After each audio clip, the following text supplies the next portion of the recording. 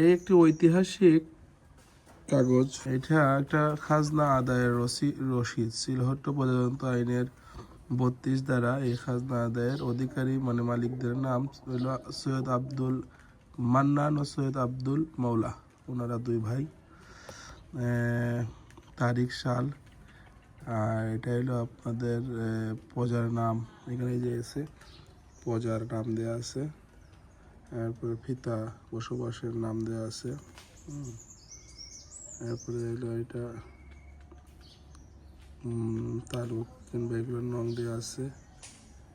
লামা তাসির নাম এখানে পাইতেছি, লামা তাসি। এখানে আরও যদি আমরা দেখি বইটার প্রথম কথা এইভাবে থাকতো, পুরাতন বই। আজকে থেকে প্রায় 70 বছর না 70-80 বছর হবে, বা 70 বছর আগে মানুষরা কীভাবে আমরা পূর্বপুরুষরা খাজনা আদায় করতেন। এই তো চন্দ্রচুরি আমরা অধীনে আসিল। চন্দ্রচুরি তরফ মৌজার। এইটার প্রজার নাম হলো মুঘলের আগে দিল্লি সালতানাত থেকে শুরু হয়েছিল। সৈয়দগণকে ইসলাম প্রচার প্রসারের জন্য খাস জমি প্রদান করা হতো এবং একই প্রথা মুঘলরাও রেখেছে। পরবর্তীতে ব্রিটিশের সময়ও অনেক সৈয়দদের এই জমিগুলা তাদের অধীনেই ছিল।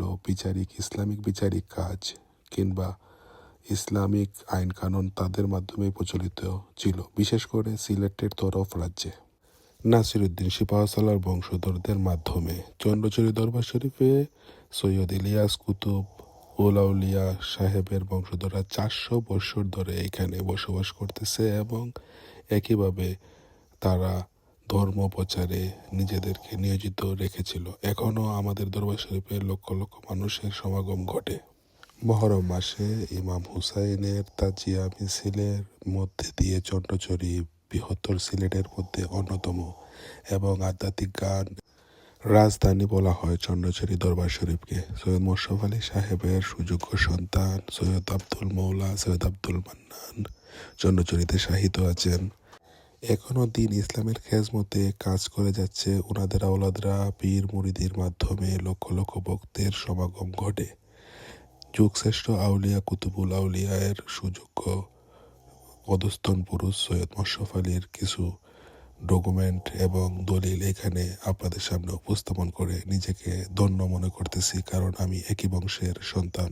এই ভিডিওটি হয়তো শত শত বছর পরে কেউ না কেউ দেখবে। এই বংশের ঐতিহ্য ইতিহাস যুগ যুগ ধরে এই কিয়ামতের আগ পর্যন্ত আল্লাহ স্থাপিত রাখুক এই কামনা করি।